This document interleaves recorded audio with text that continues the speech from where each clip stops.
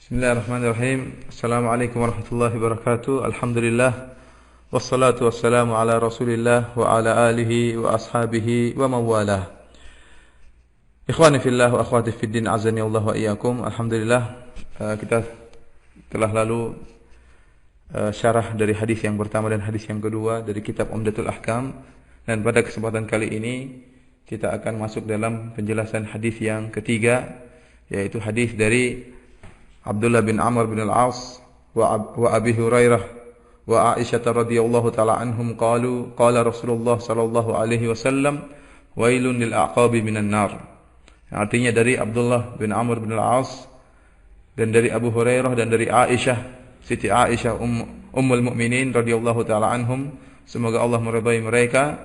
Mereka berkata bahwasanya Rasulullah sallallahu alaihi bersabda, wailun lil aqabi minan nar, celakalah ya, yaitu api bagi tumit-tumit yang tidak terkena air wudu ya. Celakalah api yaitu bagi tumit-tumit. Ikhwani fillah akhwati fid din, azani Allah wa iyyakum. Hadis ini berkaitan tentang masalah wudu dan insyaallah kita akan bahas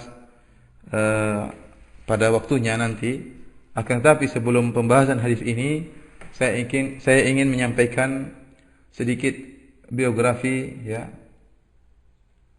atau keutamaan yang berkaitan dengan salah seorang dari perawi hadis ini, yaitu Ummul Mukminin Aisyah radhiyallahu taala anha. Yang kita ketahui bahwasanya Aisyah radhiyallahu taala anha adalah istri Nabi yang paling dicintai oleh Nabi sallallahu alaihi wasallam. Oleh karena itu tatkala seorang sahabat datang menemui Nabi sallallahu alaihi wasallam dan bertanya, "Ya Rasulullah, man ahabun nas ilaik?" Wahai Rasulullah, siapakah orang yang paling engkau cintai? Maka Rasulullah sallallahu alaihi wasallam menjawab, Aisyah. Orang yang paling aku cintai adalah Aisyah. Kemudian si penanya bertanya lagi, "Wa minar rijal?" Dari laki-laki siapa yang paling kau cintai? Maka Rasulullah sallallahu alaihi wasallam menjawab, Abuha, yaitu bapaknya Aisyah, yaitu sahabat Abi Bakar As-Siddiq radhiyallahu taala anhu. Ikhwani fillah, azani Allah wa iyyakum. Pada kesempatan kali ini ya, saya ingin menyampaikan ujian besar yang pernah dihadapi oleh Ummul Mukminin Aisyah radhiyallahu taala anha. Ujian yang seandainya dihadapkan pada kita, mungkin kita sudah jatuh terbaring, namun Aisyah radhiyallahu taala anha tegar menghadapinya. Kita ketahui ikhwani fillah, azani Allah wa iyyakum, wa akhwati fid din, para pendengar sekalian yang berbahagia, yang dirahmati oleh Allah Subhanahu wa taala, bahwasanya kehidupan di dunia ini penuh dengan tantangan, penuh dengan ujian. Semua orang yang hidup di atas muka bumi ini pasti akan diuji oleh Allah Subhanahu wa taala. Terlebih-lebih lagi orang mukmin. Orang yang beriman kepada Allah pasti akan diuji oleh Allah Subhanahu wa taala. Dan Allah telah menegaskan hal ini dalam Al-Quran, dalam firman-Nya, Alif Lam Mim, ahasiban nasu ayyutraku ayyaqulu amanna wa hum la yuftanun. Walaqad fatanna alladhina min qablihim fala ya'lamanna Allahu alladhina sadaqu wa la ya'lamanna al-kadhibin. Kata Allah Subhanahu wa taala, Alif Lam Mim. Apakah manusia menyangka bahwasanya mereka akan dibiarkan berkata kami adalah orang-orang beriman? Kami telah beriman dan mereka tidak diuji? Allah menegaskan, orang yang mengatakan saya beriman pasti akan diuji. Kemudian kata Allah Subhanahu wa taala, "Walaqad fatanna alladziina min qablihim." Sungguh kami telah menguji, memberi ujian kepada orang-orang sebelum mereka, agar Allah mengetahui, benar-benar mengetahui mana di antara mereka yang imannya itu benar dan mana di antara mereka yang imannya dusta. Mengucapkan saya beriman adalah kalimat yang mudah, tetapi bagaimana konsekuensinya tatkala datang ujian di hadapan kita? Apakah kita tegar menghadapinya atau tidak? Adapun orang mukmin ya, maka dia akan tegar. Orang yang beriman kepada Allah, beriman dengan janji Allah, beriman dengan adanya surga, beriman dengan adanya neraka, beriman bahwasanya akhirat adalah kehidupan yang kekal abadi, dia akan tegar menghadapi ujian. Beriman bahwasanya segala sesuatu yang terjadi di atas muka bumi ini adalah dengan takdir Allah, dengan hikmah Allah Subhanahu wa taala, maka dia akan tegar menghadapi ujian. Orang mukmin jika ditimpa ujian, ya, ibarat seperti sebuah pohon yang tegar, ya. Jika angin yang menerpanya sangat kencang, memang pohon tersebut terkadang bergerak, terkadang terombay-ambing, ya, ke kanan, ke kiri. Akan tetapi pohon tersebut akan kembali lurus. Demikianlah orang mukmin. Bisa jadi tatkala digoncang dengan ujian, dengan musibah, dia akan lemah sedikit. Akan tetapi pada ujung-ujungnya dia akan kembali tegar. Dia akan tegar. Berbeda dengan orang munafik. Orang munafik, ya, ibarat sebuah pohon yang seakan-akan kuat. Tatkala dihadapkan dengan angin yang kencang, dia bertahan, namun akhirnya pohon tersebut pun akhirnya tumbang. Demikian orang munafik. Seakan-akan dia tegar menghadapi ujian. Namun ternyata keimanannya lemah, akhirnya dia pun tumbang di hadapan ujian tersebut. Kemudian ikhwani fillah azani Allahu ayyakum. Semua orang beriman pasti akan diuji oleh Allah Subhanahu wa taala. Dan semakin tinggi iman seseorang, maka akan semakin besar ujian yang akan Allah berikan kepadanya. Sebagaimana dijelaskan oleh Rasulullah sallallahu alaihi wasallam, asyaddun nasi bala'an al-anbiya. Kata Rasulullah sallallahu alaihi wasallam bahwasanya orang yang paling berat ujiannya adalah para nabi. Thumma salihun, kemudian orang-orang yang saleh. Thumma al-amsal fal amsal, kemudian yang seterusnya dan seterusnya. Semakin tinggi iman seorang, ya, apalagi sampai derajat nabi, maka ujiannya sangat besar. Adapun semakin iman seorang turun, maka ujiannya pun akan semakin ringan. Kata Rasulullah sallallahu alaihi wasallam, yubtala ar-rajulu ala qadri imanihi. In kana fi imanihi salabatun zida fi balaihi, wa in kana fi imanihi riqqatun khuffifa anhu. Kata Rasulullah sallallahu alaihi wasallam, seorang itu diuji oleh Allah Subhanahu wa taala sesuai dengan kadar keimanannya. Jika ternyata tatkala diuji imannya kuat, zida fi balaihi, maka Allah akan tambahkan ujiannya, akan semakin berat untuk meninggikan keimanannya. Akan tetapi jika tatkala diuji didapati imannya lemah, maka Allah akan mengurangi ujian tersebut. Oleh karena itu kita ketahui orang-orang saleh, ya, mendapati ujian yang sangat berat, ya. Ada ujian fisik, ada ujian mental, ya. Ada ujian yang berkaitan dengan jiwa, ya. Bahkan bisa jadi ujian yang berkaitan dengan jiwa lebih berat daripada ujian yang berkaitan dengan fisik. Oleh karena itu kita ketahui ujian yang paling berat dihadapi adalah ujian yang dihadapi oleh Nabi Muhammad SAW. Lihatlah betapa banyak ujian yang diberikan kepada Nabi SAW. Nabi SAW kita ketahui lahir dalam keadaan yatim piatu, lahir dalam keadaan tidak punya ayah. Subhanallah, ini ujian yang berat. Kemudian tidak berapa lama ibunya pun meninggal. Lahir, ya, besar dalam keadaan yatim piatu. Tidak ada ayah dan tidak ada ibu. Ini ujian yang berat. Kemudian juga kita ketahui bahwasanya Nabi SAW anak-anaknya semua meninggal kecuali Fatimah. Rasulullah SAW memiliki 6 anak. Semuanya meninggal kecuali Fatimah. Subhanallah, betapa beratnya, sedihnya seorang tatkala anaknya meninggal, tatkala putrinya yang sangat dia cintai meninggal, tatkala putranya yang sangat dia harapkan meninggal. Rasulullah SAW memiliki putra dan putri, semuanya meninggal kecuali cuma satu, yaitu Fatimah. Kita lihat bagaimana orang-orang sekarang, atau kita, jika seandainya waliyadzubillah salah seorang dari anak kita meninggal, apa yang akan menimpa kita? Kesedihan yang sangat luar biasa. Rasulullah SAW bukan cuma seorang anak, bahkan sampai lebih daripada itu. Kemudian juga lihat Rasulullah SAW diusir dari negerinya, diusir dari Mekah.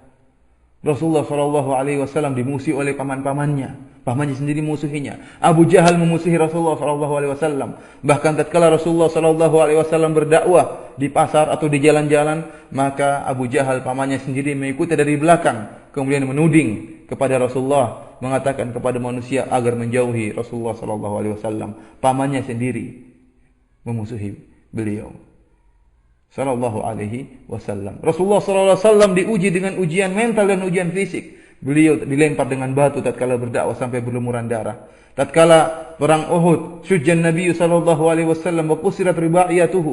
Wajah beliau terluka dan gigi beliau pecah. Beliau diberi racun oleh seorang wanita Yahudiyah tatkala perang Khaybar. Diracuni. Dan terlalu banyak ya ujian yang dihadapi oleh Rasulullah sallallahu alaihi wasallam. Kenapa? Karena dia adalah seorang nabi yang imannya ya sangat tinggi, sehingga ujian yang Allah berikan kepada dia juga demikian. Oleh karena itu ikhwani fil azani Allah wa iyyakum ya, kita di atas muka bumi ini jangan sampai ya kita berangan-angan bahwasanya kita tidak akan berhadapan dengan ujian sama sekali. Tidak, kita akan menghadapi ujian. Kita akan merasakan namanya kesedihan. Kita akan merasakan namanya keletihan. Kita akan merasakan namanya ketakutan. Kita akan merasakan namanya kekhawatiran. Itulah pernak-pernik kehidupan dunia. Seorang tidak mungkin terlepas dari hal-hal seperti ini. Oleh karena itu para ulama menjelaskan bahwasanya di dunia ini tidak ada yang kemaslahatan murni 100%, tidak ada. Dan tidak ada juga suatu kemudaratan yang 100% murni. Tidak ada. Kemudaratan tidak ada yang 100% murni. Sebagaimana kemaslahatan tidak ada yang 100% murni. Bahkan kita, tatkala kita beribadah, kita pun akan merasakan namanya nasab, merasakan keletihan. Salat 5 waktu, ya. Mengkuatkan diri untuk menahan ngantuk. Ya, tatkala bangun subuh, tatkala azan dikumandangkan, apakah kita melawan ngantuk kita, kemudian kita salat subuh. Ini semua merupakan keletihan. Tatkala kita berhaji, betapa banyak rintangan yang kita hadapkan, keletihan yang kita rasakan. Bahkan betapa banyak di antara jamaah haji yang meninggal dunia demi untuk bisa melaksanakan ibadah haji. Keletihan. Namanya dunia ini penuh dengan pernak-pernik seperti itu. Kalau enggak kesedihan, ketakutan, ya, dan seterusnya. Demikian itu. Oleh karena tidak ada yang maslahat yang murni dunia ini. Bahkan ibadah pun seperti saya jelaskan tadi, mesti ada keletihan dan sebagainya. Demikian juga kemudaratan tidak ada yang murni. Oleh karena itu, dukun pun tidak dikatakan 100% dia memberi kemudaratan, tidak. Bahkan dukun. Kalau seandainya dukun itu 100% mudarat, maka tidak akan ada orang yang datang kepada dukun. Ada sedikit kemaslahatan pada dukun. Yaitu dengan adanya dukun bisa menyembuhkan penyakit. Dengan adanya dukun bisa mencari barang hilang. Betapa banyak dukun yang bisa ya memenuhi kebutuhan orang yang datang kepadanya. Menjadikan orang yang tadinya benci bisa jatuh cinta kepada orang yang datang kepada Pak Dukun. Menjadikan orang tadinya miskin menjadi kaya. Menjadi orang tadinya sakit menjadi sembuh. Ada kemaslahatan. Dukun bisa menyantet. Akan tetapi kemudaratannya lebih besar. Kemudaratannya lebih besar sebagaimana khamar dan perjudian. Ismuhuma akbaru min naf'ihima. Allah menyebutkan ada manfaat yang terdapat pada khamar dan perjudian.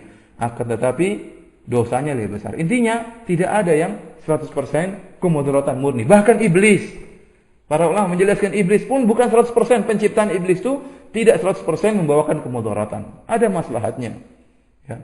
Di antaranya maslahat diciptakannya iblis, ya, yaitu adanya macam-macam ibadah. Seperti jihad fisabilillah, ya. Dengan adanya iblis. Kalau tidak ada iblis maka tidak ada orang kafir, tidak ada jihad fisabilillah. Kemudian dengan adanya iblis maka seorang ya bisa bertobat kepada Allah Subhanahu wa taala. Dan Allah bisa menampakkan sifat-sifat Allah Subhanahu wa taala yang saling bertentangan. Allah adalah syadidul iqab dan Allah adalah ghafurur rahim. Ya.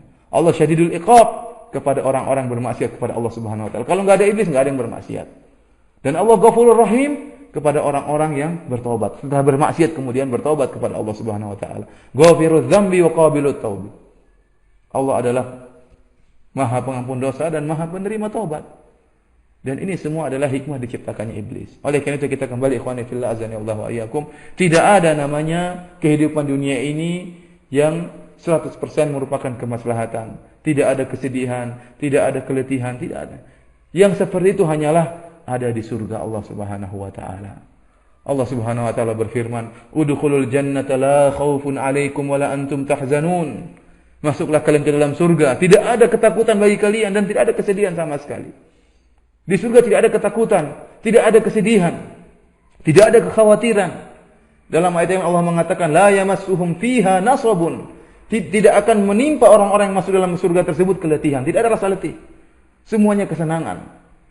Walakum fiha ma tashtahi anfusukum. Di surga itu apa saja yang dikehendaki oleh jiwa kita, apa yang kita inginkan langsung dikabulkan oleh Allah Subhanahu wa taala. Itu semua di surga. Pembicaraan yang lain. Sekarang kita di dunia. Ikhwani fil akhwati fiddin azani Allah wa iyyakum, maka Jangan bermimpi kita akan terlepas dari yang namanya kesedihan, keletihan, kepayahan, ya. Semua itu adalah pernak-pernik kehidupan dunia. Dan sebagaimana di awal pengajian saya ingatkan, bahwasanya semakin besar iman seorang, maka semakin besar ujian akan dihadapi. Pada kesempatan kali ini saya ingin menyampaikan satu hadis yang panjang tentang kisah ujian yang dihadapi oleh Aisyah radhiyallahu taala anha, Ummul Mukminin, di mana dia telah dituduh telah berbuat zina. Saya akan bacakan hadisnya sambil saya terjemahkan dan saya sebutkan beberapa faedah dari hadis tersebut sebagaimana diriwayatkan oleh Imam Al-Bukhari rahimahullah dalam kitab sahihnya.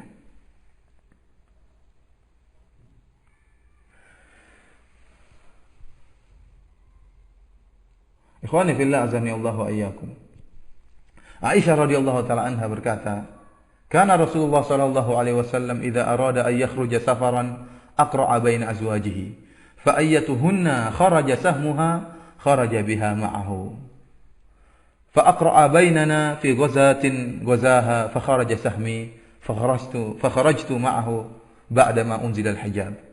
Kata Aisyah radhiyallahu taala anha, Nabi sallallahu alaihi wasallam itu kalau beliau hendak keluar safar, maka dia akan mengadakan undian di antara istri-istri beliau. Mana yang keluar namanya, maka istri beliau itulah yang keluar namanya tadi, yang ikut bersafar bersama dengan Nabi sallallahu alaihi wasallam. Dan ini merupakan keadilan Nabi sallallahu alaihi wasallam. Karena setiap orang dari istri-istri Nabi berhak untuk bersafar bersama Nabi sallallahu alaihi wasallam. Karena semuanya memiliki hak yang sama, maka tidak bisa ada penentuan kecuali dengan cara undian, ya. Cara undian, dan di sini tidak ada kezaliman terhadap salah seorang dari istri-istri Nabi. Inilah sikap adil dari Nabi sallallahu alaihi wasallam. Maka suatu saat Rasulullah sallallahu alaihi wasallam ingin keluar safar untuk berperang. Disebutkan oleh para ulama yaitu memerangi Bani Al-Musthalib. Maka Nabi sallallahu alaihi wasallam pun membuat undian dan ternyata yang keluar adalah nama Aisyah radhiyallahu taala anha. Maka kata Aisyah, aku pun keluar bersafar bersama Nabi sallallahu alaihi wasallam setelah diturunkan ayat tentang hijab, yaitu ayat tentang kewajiban bagi para wanita untuk berhijab. Kata Aisyah, fa ana uhmalu fi haudajin wa unzalu fihi. Saya pun diangkat di sebuah keranda. Jadi keranda itu yang seperti rumah-rumahan kecil yang diletakkan di atas onta. Aisyah radhiyallahu taala anha selama bersafar beliau naik di atas keranda tersebut. Jadi kalau beliau mau turun, kerandanya diangkat dari atas onta kemudian diletakkan di atas tanah, baru kemudian beliau turun. Kalau beliau Aisyah ingin naik pun demikian. Beliau naik di atas keranda, kemudian kerandanya diangkat oleh para sahabat, dinaikkan di atas onta Aisyah radhiyallahu taala anha. Unzalu fasirna hatta idza faraga Rasulullah sallallahu alaihi wasallam min ghazwatihi tilka wa qafala wadanauna minal Madinah adana lailatan birrahil. Sampai tatkala Rasulullah sallallahu alaihi wasallam sudah selesai dari peperangan, yaitu dalam keadaan menang, kemudian hendak pulang ke Madinah, sehingga akhirnya pasukan perang Nabi sallallahu alaihi wasallam sudah mendekati Madinah, ya, adana lailatan birrahil. Maka Rasulullah sallallahu alaihi wasallam mengumumkan bahwasanya mereka bermalam di suatu tempat yaitu yang dekat dengan Madinah, tidak langsung jalan sampai ke Madinah. Fakumtu hina adhanu birrahil famashaitu hatta jawaztul jaysha falamma qadaitu sya'ni aqbaltu ila ar-rahli falamastu sadri fa idza iqdun li min jaz'il azfarin qad inqata'a. Kata Aisyah radhiyallahu taala anha, tatkala pasukan sudah menginap di suatu tempat, ya, kemudian aku pun keluar, yaitu Aisyah radhiyallahu taala anha ingin buang air, ya. Maka dia pun keluar meninggalkan pasukan, mencari tempat yang menjauh untuk buang air. Setelah buang air, beliau pun balik ke tempat keranda beliau. Namun tatkala beliau sampai di keranda beliau memegang dada beliau, Aisyah mendapati bahwasanya kalungnya hilang. Kalungnya telah putus. Maka kata beliau, faraja'tu faltamastu aqdi fahabasani ibtigha'uhu. Faqbala alladhina yarhaluna li fahtamalu haudaji farahaluhu ala ba'iri. Kata Aisyah radhiyallahu taala anha, maka aku pun keluar dari keranda dan mencari kalungku yang hilang. Maka pencarianku tadi makan waktu yang lama sehingga akhirnya pasukan pada pergi. Termasuk di antaranya orang-orang yang mengangkat keranda Aisyah radhiyallahu taala anha, mereka juga ikut pergi. Dan sambil mengangkat kerandaku dan diletakkan di atas onta. Farahaluhu ala ba'iri alladhi kuntu arkabu wa hum yahsabuna anni fihi wa kana an-nisa'u idzaka khifafan lam yathqulna wa lam yakshahunna al-lahmu wa innama ya'kulna ulqata min at-ta'am falam yastankir al-qaum hina rafa'uhu thiqal al-hawdaji fahtamaluhu wa kuntu jariyatan hadithat as-sin. Maka tatkala Aisyah kembali, ternyata sudah tidak ada pasukan tadi, ya. Orang yang mengangkat keranda Rasulullah pada pergi. Dan mereka tidak sadar bahwasanya Aisyah sudah tidak berada dalam keranda. Kenapa kata Aisyah? Karena saya waktu itu masih ringan. Dan nisa kunna khifafan. Para wanita tatkala itu, di zaman beliau tatkala itu, pada kurus-kurus. Tidak ada yang berat. Apalagi kata Aisyah, wa kuntu jariyatan hadisatasin. Dan tatkala itu saya masih sangat muda. Aisyah mungkin umurnya masih 14 atau 15 tahun tatkala itu. Sudah para wanita kurus-kurus dan tatkala itu Aisyah juga masih sangat muda. Sehingga beliau sangat kurus tatkala itu sehingga berat beliau tidak terasakan. Ada beliau di atas keranda atau tidak dirasakan oleh para sahabat yang mengangkat keranda. Demikianlah para wanita zaman dahulu. Apa kata Aisyah? Mereka tidak sering makan laham. Wa inna ma ya'kulna al-ulqah min at-ta'am. Mereka itu makannya sedikit yang mencukupkan mereka. Ya, kalau kemarin telah kita jelaskan bagaimana Abu Hurairah radhiyallahu taala anhu tatkala mencari ilmu dari Rasulullah sallallahu alaihi wasallam sampai kelaparan, sampai beliau mengikat perut beliau dengan dengan batu agar untuk menghilangkan rasa lapar. Adapun orang-orang sekarang tidak. Orang-orang sekarang badan mereka bengkak-bengkak, badan mereka besar-besar, ya. Mereka juga ikat perut mereka. Tapi bukan untuk kelaparan, tapi kebalikannya karena kekenyangan. Makanya mereka mengikat perut-perut mereka untuk mengecilkan perut mereka. Inilah para wanita zaman dahulu, ya. Mereka kurus-kurus karena mereka makan cuma sedikit. Bagaimana kehidupan para sahabat, ya? Akhirnya faji'tu manzilahum wa laysa fi ahadun fa amamtu manzili. Maka saya pun kata Aisyah kembali ke tempat di mana tadi pasukan menginap. Namun mereka sudah tidak ada. Akhirnya saya pun fa amamtu manzili, maka saya pun menetap di tempat tersebut.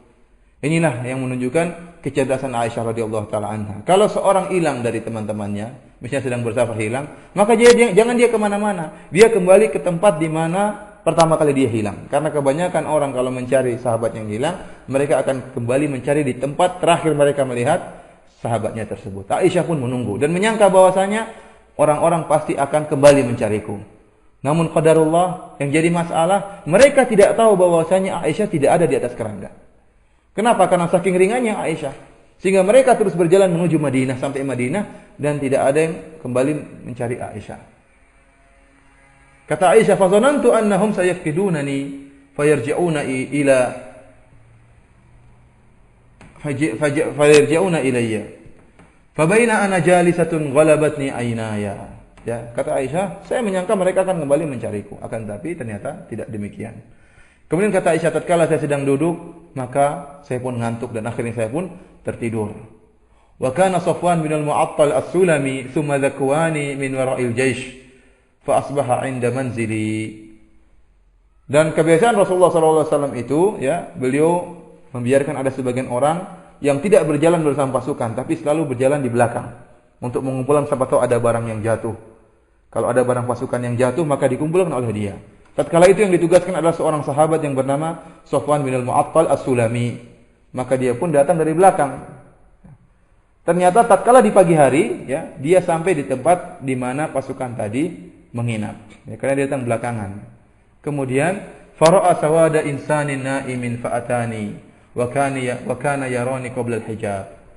Maka tatkala di pagi hari dia melihat ada sawadat insanin, seperti ada warna hitam, yaitu Aisyah. Dia melihat Aisyah dari jauh, maka dia pun mendatangi. Kata Aisyah, wa kana yarani qabla al-hijab. Kata Aisyah, Safwan bin Attal ini pernah melihat saya tatkala sebelum diturunkan ayat hijab. Ya. Adapun setelah turun ayat hijab, kita pahami dari kalimat Aisyah ini, wa kana yarani qabla al-hijab, dia telah melihat saya sebelum hijab, menunjukkan setelah hijab, maka Aisyah sudah tidak pernah dilihat lagi. Nah, ini dijadikan oleh sebagian ulama bahwasanya menutup wajah cadar itu hukumnya wajib. Karena Aisyah mengatakan, Safwan bin Mu'attal ini sebelum hijab pernah melihat saya. Kita pahami bahwasanya setelah hijab dia sudah tidak lagi melihat Aisyah. Apalagi disebutkan di sini, Aisyah tatkala mengetahui, sadar bahwasanya Sofwan ada di hadapannya, maka dia segera menutup wajahnya. Fastaiqaftu bistirja'ihi na ana rahilatahu fawati'a yadaha farakibtuha. Ya, disebut dalam riwayat bahwasanya tatkala Sofwan melihat Aisyah, maka dia mengatakan innalillahi wa inna ilaihi raji'un. Maka Aisyah pun sekarang fa khamartu wajhi. Disebut dalam riwayat bahwasanya Aisyah pun menutup wajahnya. Ini semakin menguatkan bahwasanya hukum cadar itu adalah wajib. Dan ini masalah khilafiyah di antara para ulama. Saya cuma ingin menjelaskan bahwasanya ini dijadikan dalil bagi orang-orang yang mengatakan wajib untuk menutup wajah. Subhanallah, kata Aisyah, wallahi ma kallamani bi kalimatin. Dalam riwayat lain kata Aisyah radhiyallahu taala, demi Allah, Sofwan tidak berkata-kata kepadaku satu kalimat pun. Sofwan ini di antara adabnya dia hanya mengatakan innalillahi wa inna ilaihi raji'un. Itu saja yang dia ucapkan. Dan dia tidak mengatakan apa-apa.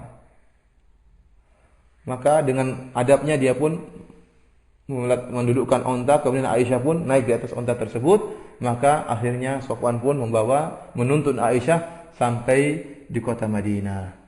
Kapan? Fi nahri dhahirah.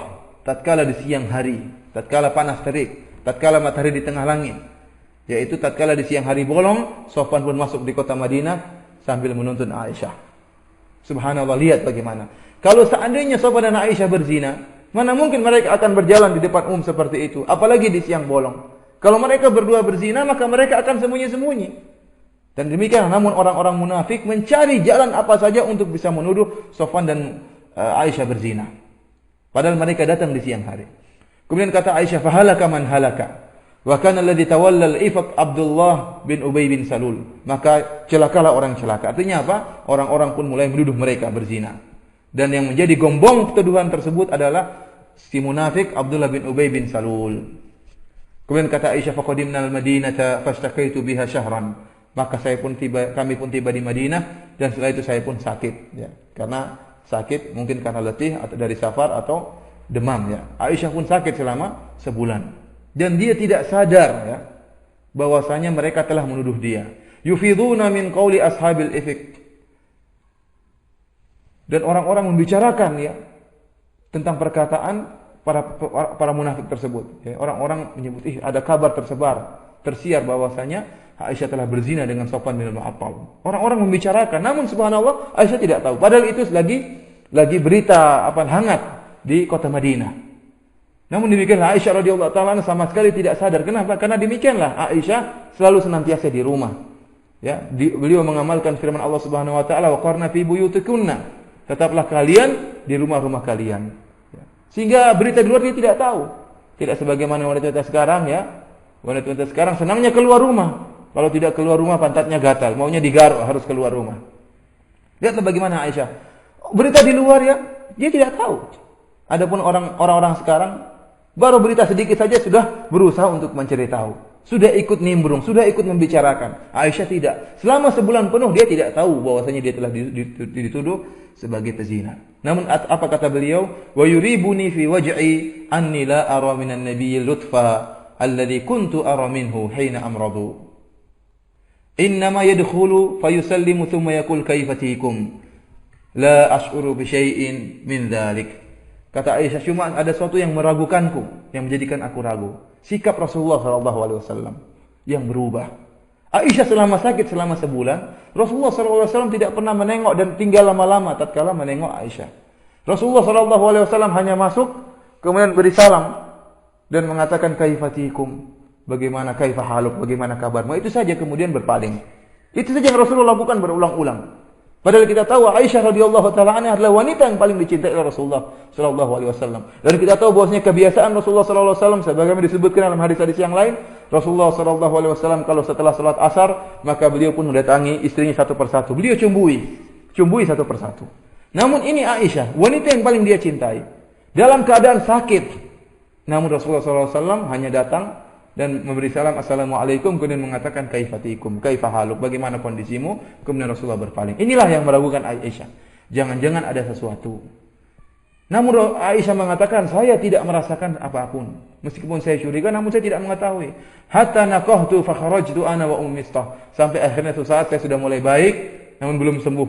namun belum sempurna, mulai agak sembuh, maka saya pun keluar bersama Ummu Mistah.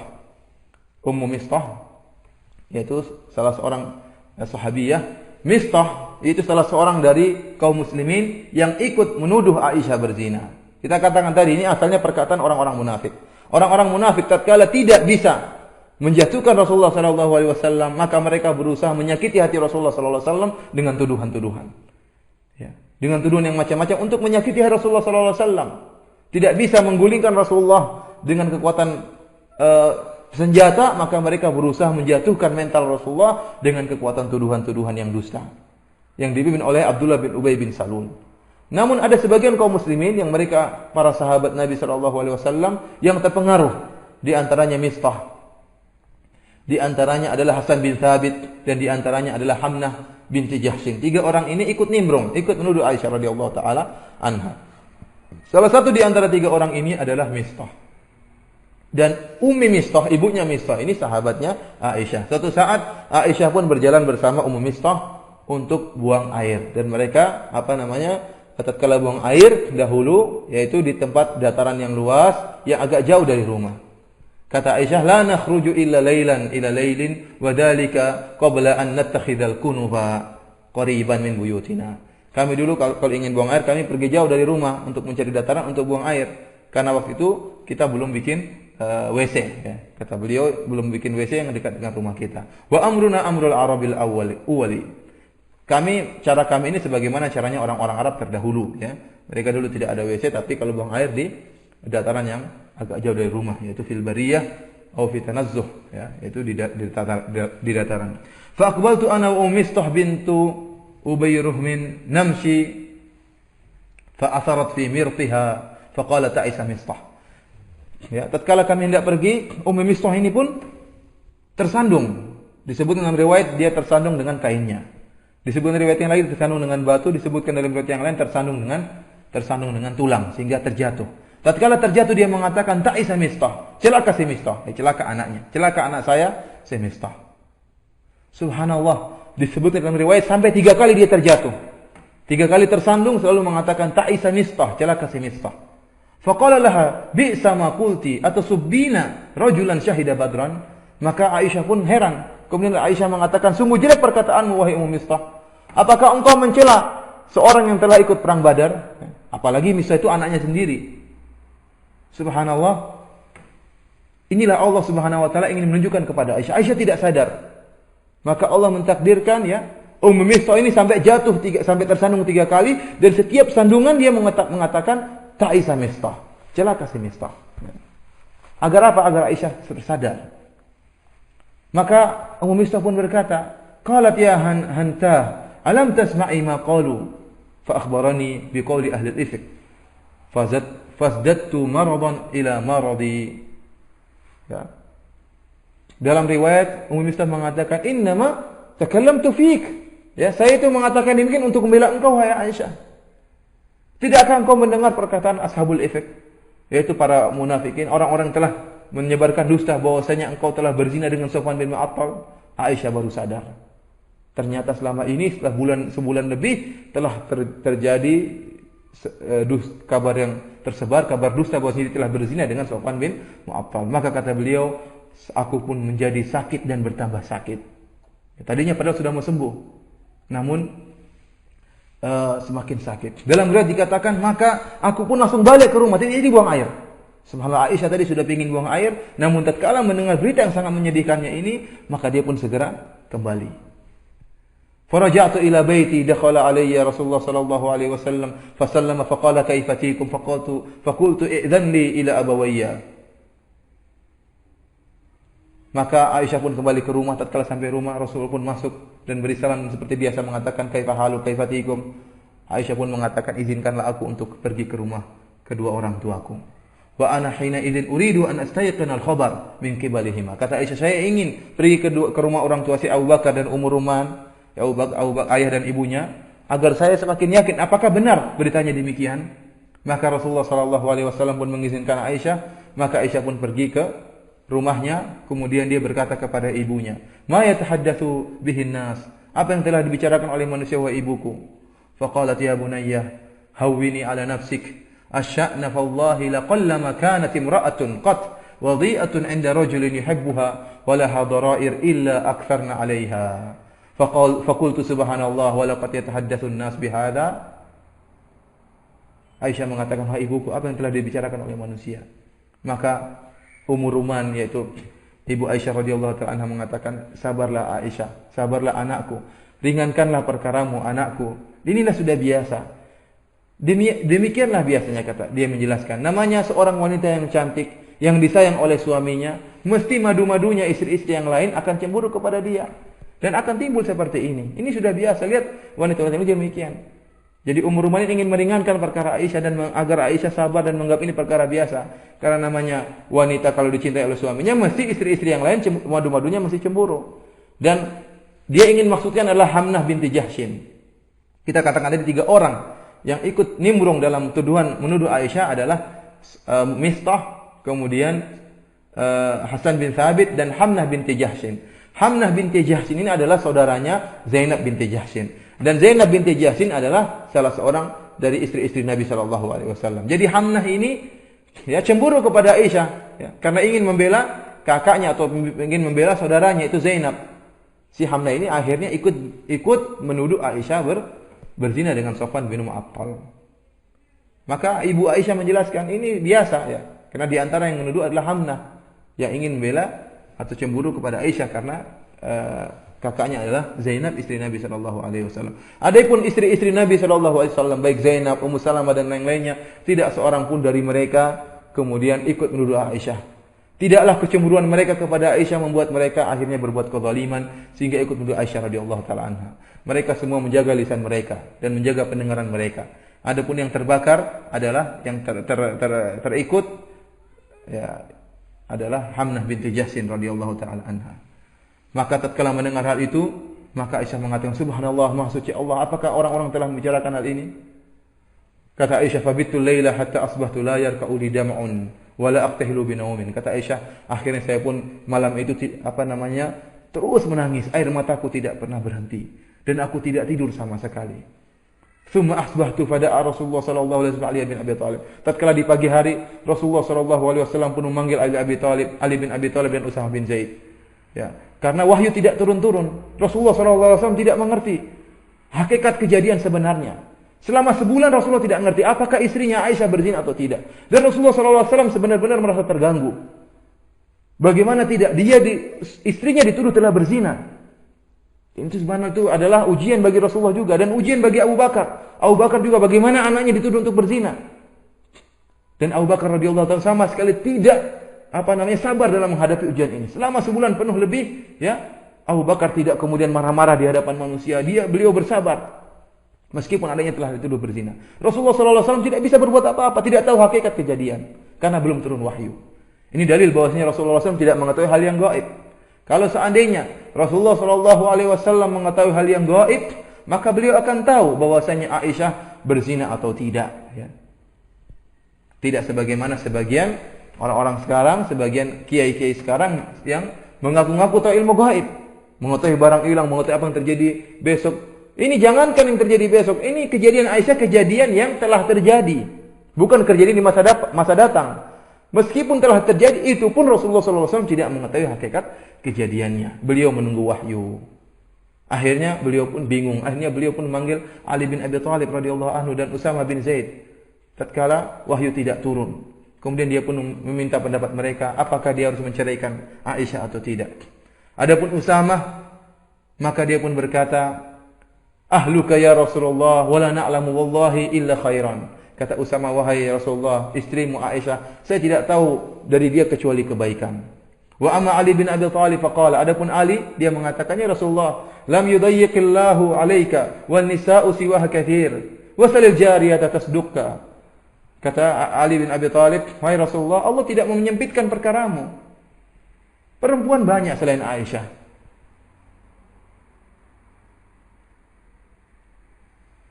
Perkataan Ali radhiyallahu taala anhu ini ya disebutkan oleh para ulama untuk melihat akhafud dararain ya, karena Rasulullah SAW bimbang, sedih ya. Ya, artinya Ali mengatakan, "Ya Rasulullah, ya, kalau kamu mau cerai, ceraikan saja perempuan banyak ya. kamu bisa menikah lagi. Dan kamu bisa kalau memang perkaranya sudah jelas, kalau memang Aisyah itu baik, kamu kan bisa kembali lagi. Sebagian ulama menjelaskan demikian. Artinya, silakan ceraikan Aisyah dulu, kemudian nunggu bagaimana kondisi yang sebenarnya, dan kamu bisa kembali lagi kepada Aisyah suatu saat. Sebagian ulama lagi mengatakan enggak. Ali bin Abi Thalib hanya memberikan pilihan. Oleh karena itu setelah itu tidak menjazam, tidak menegaskan untuk menceraikan Aisyah. Oleh karena itu Ali radhiyallahu taala anhu mengatakan setelah itu, tanyalah si Jariyah pembantunya Aisyah, dia pasti akan jujur. Ya, untuk memberi lihat Rasulullah kalau ingin cerai, tanya dulu bagaimana kondisi Aisyah sebenarnya, tanya kepada pembantunya. Maka Rasulullah sallallahu alaihi wasallam pun memanggil Barirah. Maka Rasulullah SAW mengatakan, "Wa ya Barirah," yaitu pembantunya Aisyah. "Hal ra'aiti fiha syai'an yuribuka?" Apakah kau pernah melihat dari Aisyah sesuatu yang meragukanmu? Maka Barirah mengatakan, "Walladzi ba'atsaka bil haqq in ra'aitu minha amran agmisuhu alaihi aktsara min annaha jariyatun hadithatus sin tanamu 'anil ajini fata'ti ad-dajin fata'kuluhu." Kata Barirah, "Ya Rasulullah, ya demi zat yang telah mengutusmu dengan kebenaran, ya, saya tidak pernah melihat dari Aisyah kecuali satu perkara, dia itu adalah wanita masih kecil, terkadang tatkala buat adonan untuk roti ketiduran, akhirnya datanglah kambing kemudian memakan adonan tersebut." Itu saja yang celaan yang saya lihat dari Aisyah radhiyallahu taala anha. Maka Rasulullah sallallahu alaihi wasallam pun setelah mendengar demikian, kemudian dia pun berdiri di hadapan manusia, kemudian berkhutbah di atas mimbar dan mengatakan, "Man ya'dzuruni min rajulin balagani adzahu fi ahli." Siapa yang mau ya'dzuruni min rajulin, artinya siapa yang mau membalas dendamku kepada seorang yang telah menggangguku dan mengganggu keluargaku. Yaitu siapa yang ingin balas dendam terhadap Abdullah bin Ubay bin Salul. Namun Rasulullah tidak menyebutkan namanya. "Wallahi ma alimtu ala ahli illa khairan." Kata Rasulullah, demi Allah saya tidak mengetahui dari istri kecuali kebaikan. Wa qad dzakaru rajulan ma alimtu alaihi illa khairan. Mereka telah menyebutkan tentang seorang yang saya pun tidak mengetahui orang tersebut kecuali kebaikan, yaitu Safwan bin Mu'attal. Yaitu Rasulullah menyebutkan mereka menuduh istriku Aisyah berzina dengan Safwan. Padahal Safwan pun saya tidak mengetahui darinya kecuali kebaikan. Wa ma kana yadkhulu ala ahli illa ma'i. Safwan itu tidak pernah masuk kepada istriku kecuali tatkala ada aku. Faqama Sa'ad bin Mu'adz faqala ya Rasulullah ana wallahi a'dhuruka minhu in kana min al-Aws darabna unuqahu wa in kana min ikhwanina min al-Khazraj amartana fa fa'alna fihi amrak. Kata Sa'ad bin Mu'adz radhiyallahu ta'ala anhu, "Hai Rasulullah, saya yang akan membalaskan dendamu ya Rasulullah. Kalau seandainya laki-laki tersebut yang telah menuduh istrimu berzina dari suku kami Aus, maka kami akan bunuh dia ya Rasulullah. Tapi kalau yang menuduh engkau berzina dari saudara-saudara kami suku Khazraj, maka tinggal perintah saja kami akan lakukan."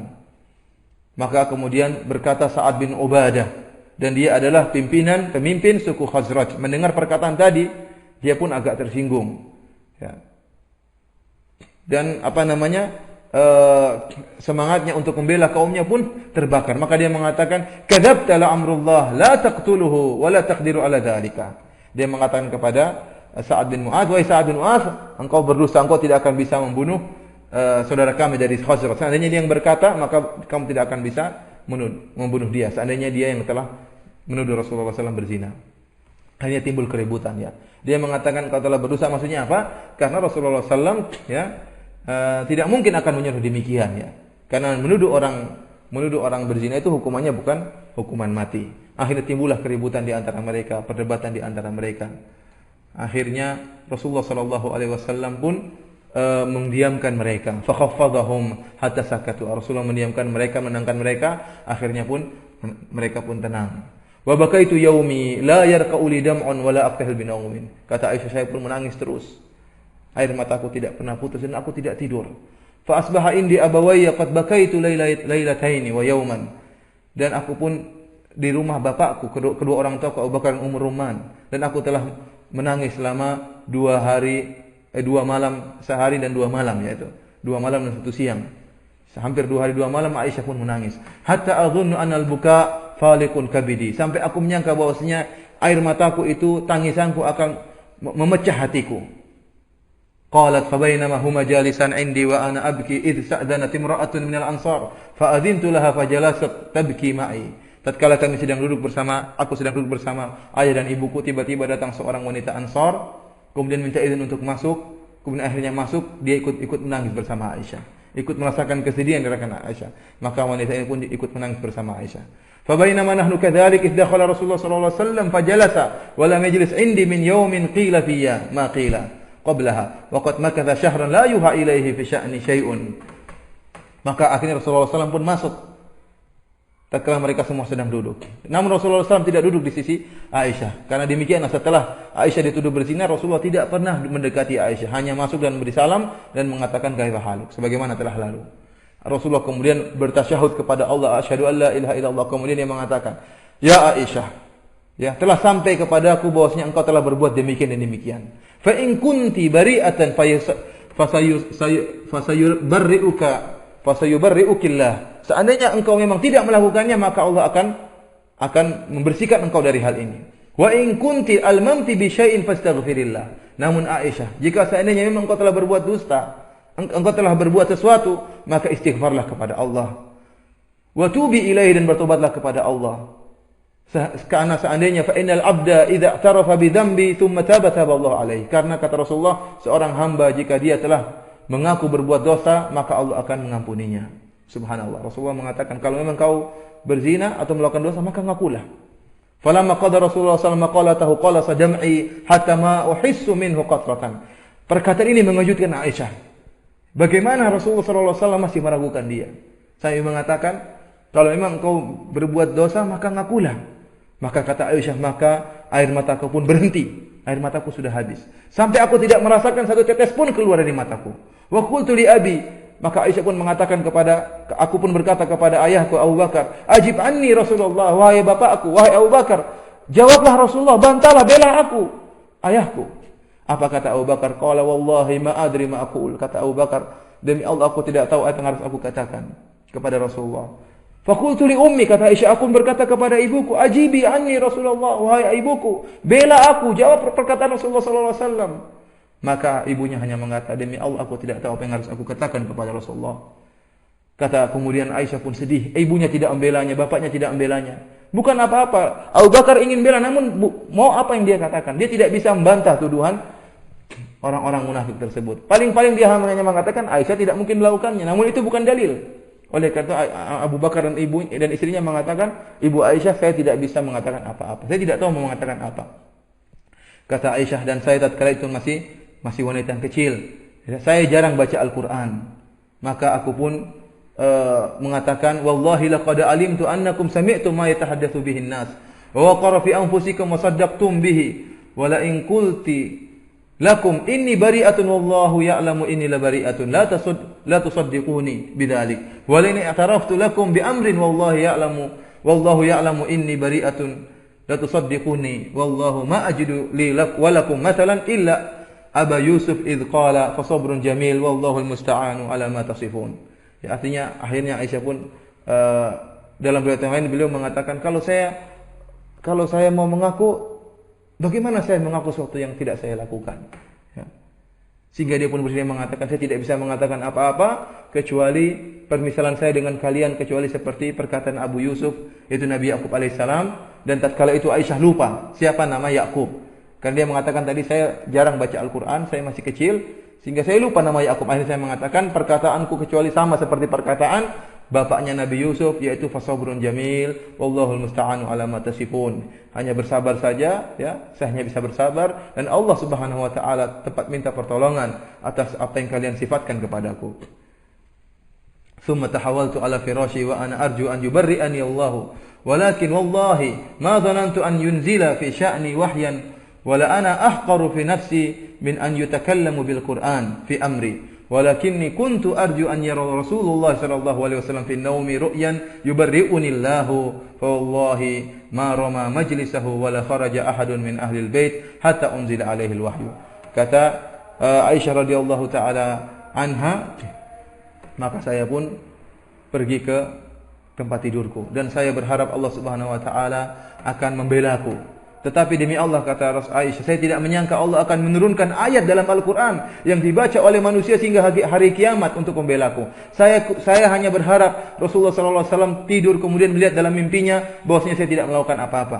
Karena diri saya ini kata saya merasa hina kalau seandainya Allah menurunkan ayat. Saya ini siapa? Ya. Aisyah tidak merasa ujub, tidak merasa dirinya bahwasanya dia adalah istri Nabi. Enggak, dia merasa dirinya bukan siapa-siapa. Namun subhanallah Allah membela dia dengan ayat yang diturunkan dari Al-Quran. Bahkan lebih dari 10 ayat. Sekitar 15 ayat dalam surat An-Nur. Semuanya untuk membela Aisyah radhiyallahu ta'ala anha. Ikhwani fillah azani Allah wa yakum, masih ada kelanjutan hadis namun waktu yang tidak mencukupkan. Inginnya saya sampaikan bahwasanya demikianlah ujian dihadapi oleh Aisyah radhiyallahu taala anha, dituduh telah berzina, ya. Dan subhanallah, sebagai kita berkata sebagaimana dalam Al-Qur'an Allah mengatakan mensifatkan perkataan orang mukmin, hadza buhtanun azim. Subhanaka, hadza buhtanun azim. Tuduhan Aisyah berzina itu adalah buhtanun azim, kedustaan yang sangat besar. Sebagaimana juga perkataan mereka, hadza ifkun mubin. Ini adalah kedustaan yang sangat nyata. Dan Allah Subhanahu wa taala sudah mengingatkan kita tidak boleh melakukan demikian. Kata Allah Subhanahu wa taala, ya'idzukum alla an ta'udu limithlihi abadan in kuntum mu'minin. Kata Allah Subhanahu wa taala, Allah peringatkan kepada kalian untuk tidak kembali mengucapkan seperti ini jika kalian orang beriman. Allah mengingatkan kepada kita sampai hari kiamat abadan tidak boleh sama sekali kita menuduh Aisyah berzina. Subhanallah, namun kenyataannya sampai sekarang masih ada orang yang menuduh Aisyah berzina, yaitu orang-orang Syiah. Menuduh Aisyah berzina. Padahal Allah Subhanahu wa taala telah membela Aisyah dalam sekitar 15 ayat. Menyatakan bahwasanya Aisyah bersih. Pembelaan yang luar biasa. Kemudian Allah juga mengatakan at-thayyibatu lit-thayyibin wat-thayyibuna lit-thayyibat wal khabithatu, ya. Allah juga mengatakan wal khabithatu lil-khabithin wal khabithuna lil-khabithat. Bahwasanya wanita-wanita yang buruk adalah untuk laki-laki yang buruk. Wanita-wanita yang baik adalah untuk laki-laki yang baik. Subhanallah, maha suci Allah untuk memilih wanita pezina untuk dijadikan istri bagi nabinya. Tidak mungkin ini. Tidak mungkin Allah, tidak ada seorang nabi pun yang istrinya pezina, enggak mungkin. Ada memang nabi istrinya kafir, ada. Imra'atul Lut, ya, istri Nabi Lut, istri Nabi Nuh, ya. Kafir, akan tetapi mereka bukan pezina.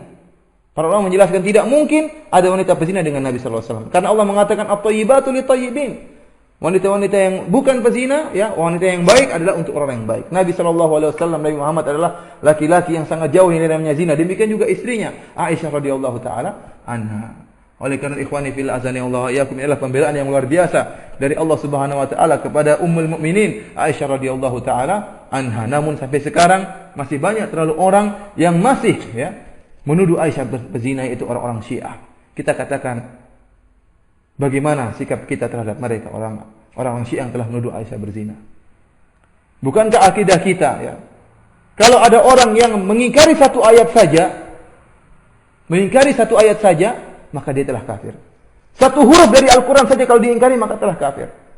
Seandainya ada orang mengatakan firman Allah qul huwallahu ahad yang benar, Allahu ahad saja, tidak ada kulnya, kita bilang kamu kafir. Bagaimana tidak? Al-Quran adalah diriwayatkan mutawatir, ini adalah firman Allah, tidak boleh kau ingkari meskipun satu huruf. Bagaimana kalau diingkari 15 ayat yang membela Aisyah, mengatakan Aisyah tidak berzina, dan Allah mengatakan ya'idzukum an ta'udu limithlihi abada in kuntum mu'minin. Allah mengingatkan kalian agar tidak kembali seperti ini selamanya jika kalian benar-benar orang beriman. Allah sudah ingatkan, namun masih diulangi lagi. Bagaimana masih mereka? Dan wajar saja kalau orang-orang Syiah memang menuduh Aisyah, karena mereka berkeyakinan bahwasanya Quran kita itu telah ada penyimpangan. Quran kita itu kurang. Sebagaimana dikatakan oleh Al-Kulaini dalam kitabnya Al-Kafi, mengatakan bahwasanya Quran Ahlu Sunnah itu kurang atau diselewengkan. Itu keyakinan mereka. Meskipun kadang mereka berbuat taqiyah mengatakan tidak, ya, Quran kita sama saja. Tidak benar, itu keyakinan mereka. Quran mereka memang tidak ada. Quran mereka itu tidak ada. Namun keyakinan mereka bahwasanya Quran yang ada sekarang ini ada penyimpangan atau ada kekurangan. Oleh karena itu wajar saja mereka tetap menuduh Aisyah berzina. Karena Quran yang kita miliki sekarang ini, yang di sana ada pembelaan terhadap Aisyah, mereka mengatakan ada kekurangan dalam Quran ini. Bisa jadi mereka mendustakan ayat-ayat ini. Ikhwani fillah azani Allah wa iyyakum.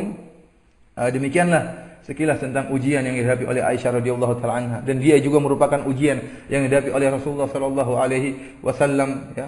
Oleh karena itu ikhwani fillah azani Allah wa iyyakum, bagaimanapun seorang muslim, bagaimana seorang mukmin, dia mesti akan menghadapi ujiannya.